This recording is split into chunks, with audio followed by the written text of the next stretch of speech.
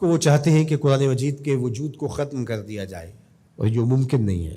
کتنے نسخے جلاؤ گے، اس کتاب کو ختم نہیں کر سکتے۔ اگر تم قرآن مجید پر پابندی بھی عائد کر دو، جس طرح ما وراء النہر کی ان ریاستوں میں ہوا تھا، قرآن مجید پہ پابندی تھی، کوئی گھر میں قرآن نہیں رکھ سکتا تھا، پکڑا جائے تو اس کا گھر گرا دیا جاتا تھا۔ لیکن جب یہ ریاستیں آزاد ہوئیں اور یہاں سے لوگ قرآن مجید لے کر وہاں گئے، وہ قرآن اٹھاتے تھے، چومتے تھے، روتے تھے اور کھولتے تھے، چنتے پڑھنا نہیں آتا تھا، اور جب یہاں سے گیا ہوا کوئی شخص ایک آیت پڑھتا تو وہ آگے پڑھنے لگ جاتے، تو انہیں کہا جاتا تمہیں تو پڑھنا نہیں آتا، تم زبانی پڑھ رہے ہو۔ کہا کہ ہمارے پاس قرآن مجید کا نسخہ تو موجود نہیں ہے، لیکن ہماری ماں نے ہمیں قرآن یاد کروایا ہوا ہے۔ قرآن مجید کا مقابلہ ممکن نہیں ہے۔ یہ ہارے ہوئے لوگ ہیں جو نسخہ کتاب رحمت قرآن مجید کو آگ لگا کر اپنے خود سے باطنی کا اظہار کر رہے ہیں۔ اس سے کتاب رحمت کی عظمت پر کوئی فرق نہیں آئے گا۔ اس کتاب رحمت کو کائنات سے محو نہیں کیا جا سکتا، سینوں سے، دلوں سے، دماغوں سے، روحوں سے۔ اور اللہ تعالیٰ نے قرآن مجید کی حفاظت کا جو ذمہ اپنے ذمہ کرم پہ لیا ہوا ہے، کس طرح اس کتاب کو محو کیا جا سکتا ہے، اس کو مٹایا جا سکتا ہے۔ یہ ہدایت کا سرچشمہ، یہ نور و نکہت کا روشن حوالہ، یہ اجالوں کا نقیب، یہ منور اور تاباں کتاب۔ میں یہ بھی سوچتا ہوں کہ لوگ لوگوں سے ڈرتے ہیں، یہ کیسی قوم ہے جو کتاب سے ڈرتی ہے؟ تو کچھ ہے نا کتاب میں جس وجہ سے یہ ایک کتاب سے ڈر رہے ہیں۔ اقبال نے کہا تھا آ کتاب زندہ قرآن حکیم، حکمت او لا یزال است قدیم۔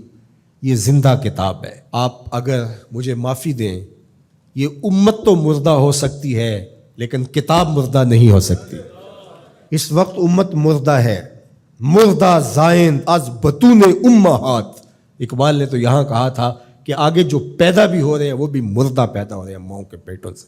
یہ امت مردہ ہے اس وقت، تبھی یہ ہوا ہے۔ زندہ قوموں کے ساتھ ایسے نہیں ہوتا، لیکن کتاب مردہ نہیں ہے، کتاب زندہ ہے۔ ہمارے اندر اگر زندگی کی کہیں کوئی رمق موجود ہے تو وہ اس کتاب کی وجہ سے یا زندہ رسول کی وجہ سے، ورنہ ہم اپنا وجود ختم کر چکے ہوتے۔ یہ کتاب ہمیں مرنے نہیں دیتی، اس نے ہمیں زندہ رکھا ہوا ہے۔ پوری دنیا کفر کو اس کتاب نے سیخ پا کر دیا، اور یہ اپنے پارلیمنٹ کے اندر ہاتھ میں اٹھا کہتے ہیں اس کتاب کے ہوتے ہوئے مسلمانوں کو نہیں مٹا سکتے۔ تو اس کا مطلب یہ ہوا کہ تم مسلمانوں کو مٹا نہیں سکتے، چونکہ اس کتاب کی حفاظت اللہ نے اپنے ذمہ کرم پہ لی ہوئی ہے۔ اس کتاب کو تم مٹا نہیں سکتے، اللہ مٹنے نہیں دے گا۔ تو جب اس کتاب کو تم نہیں مٹا سکتے تو اسلام کو بھی نہیں مٹا سکتے۔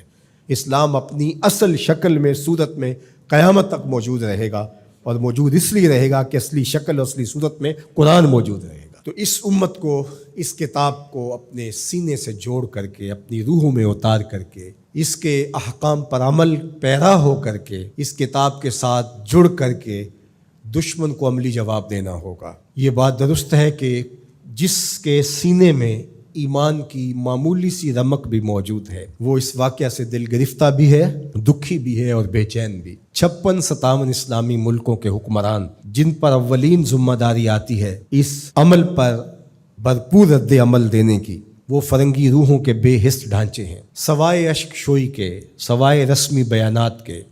باقی ان سے کسی عمل کی توقع کرنا عبث ہے، فضول ہے۔ اس وقت عالم کفر جس طرح متحد ہے، عالم اسلام اس ایجنڈے پہ متحد نہیں ہے۔ یہ واقعات امت کو دوبارہ کھڑا کرنے کے لیے کافی تھے۔ جب 2006-07 میں جب یہ تسلسل کے ساتھ سب سے پہلے باقاعدہ ہوا تھا، ویسے تو یہ عرصہ دراز سے یہ سلسلے چل رہے ہیں، تو اس وقت میں بڑا پر امید تھا۔ جس طرح لوگ ایک دم سڑکوں پہ نکل آئے، مجھے لگتا تھا کہ جو اقبال نے کہا تھا مسلمان کو مسلمان کر دیا طوفان مغرب نے، تلاتم ہائے دریا ہی سے ہے گوہر کی سیرابی، کہ طوفان مغرب نے مسلمان کو مسلمان کر دیا ہے۔ رد عمل کے طور پہ یہ جڑ جائیں گے اور سب کچھ ہوگا، لیکن چند دنوں کے بعد وہی کچھ تھا جو ماضی میں تھا، کوئی فرق نہیں تھا۔ ایک ہنگامہ بپا ہوا، لوگ سڑکوں پہ آئے، نعرے لگائے، اور انہیں لگا کہ ہم نے اپنے جذبات کی تسکین کر لی ہے اور ٹھنڈے ہو کے گھر بیٹھ گئے۔ ہمیشہ ہوتا یہی ہے، جس طرح وہ کسی کو صدمہ پہنچے تو لوگ کہتے ہیں اس کو ذرا کھل کے رو لینے دو، کھل کے رو لے گا تو صدمے کی شدت کم ہو جائے گی، تو ہم کہتے ہیں ہمیں احتجاج کر لینے دو، اس کے بعد ہم پھر اسی جگہ پہ آ جاتے ہیں جہاں سے چلے ہوتے ہیں۔ اور دشمن بعض اوقات تو ہمارے رویوں سے اس کو وہ خوشی ملتی ہے جو اس کی توقع میں بھی نہیں ہوتی۔ بسا اوقات مختلف بلاد اسلامیہ کے اندر بالخصوص ارض وطن میں ایسا ہوتا ہے کہ دشمن اہانت رسول کرتا ہے، قرآن مجید کے نسخہ نور کو آگ لگاتا ہے، اور ہم رد عمل کے طور پہ اپنے ہی ملک کے لوگوں کے املاک کو جلا رہے ہوتے ہیں اور گاڑیاں جلا رہے ہوتے ہیں اور ایک دوسرے کو نقصان پہنچا رہے ہوتے ہیں۔ تو دشمن اس وقت کس قدر خوش ہوتا ہوگا جب اس نے ادھر قرآن مجید کے نسخے کو آگ لگائی اور ادھر ملک کی گلیوں اور سڑکوں سے دھواں اٹھنے لگا اور لوگ ایک دوسرے کے خلاف کھڑے ہو گئے اور املاک کو برباد کرنے لگے۔ تو اس کو تو یہ توقع بھی نہیں تھی، اگر اس کو یہ لگے کہ میرے اس عمل سے مسلمان جاگ جائیں گے اور کھڑے ہو جائیں گے اور اس کتاب کے ساتھ جڑ جائیں گے اور اپنی عملی زندگی کو اس کتاب کے دائرے میں لے آئیں گے، تو وہ کبھی بھی یہ عمل نہ کرے۔ اسے پتہ ہے کہ یہ اللہ اکبر، اقبال نے کہا سچ اگر پوچھے تو یہ امت حامل قرآن نہیں، یہ اصل اس نے قرآن اٹھایا ہی نہیں ہے، یہ صرف کتاب کو چومنے چاٹنے والے اور قول و قرار کی نوبت آئے تو سر پہ اٹھانے والے لوگ ہیں، یہ اصل میں حامل کتاب ہے ہی نہیں ہے۔ ہمیں اجتماعی توبہ کرنی ہوگی، اللہ سے معافی مانگنا ہوگی۔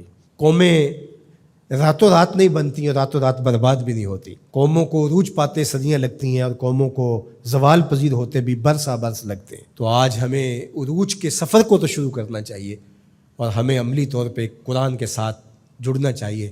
کیا میں آپ سے توقع رکھ سکتا ہوں یہ عزم کر کے جائیں کہ آج کے بعد زندگی قرآن کے مطابق گزرے گی اور ہم اپنی نسلوں کو قرآن پہ لائیں گے، ہمارے گھر میں قرآن کھلے گا، قرآن پڑھیں گے اور قرآن پر عمل پیرا ہو کر کے امت کی تشکیل کے لیے ہم اپنے کردار کو جو ہے وہ شروع کریں گے۔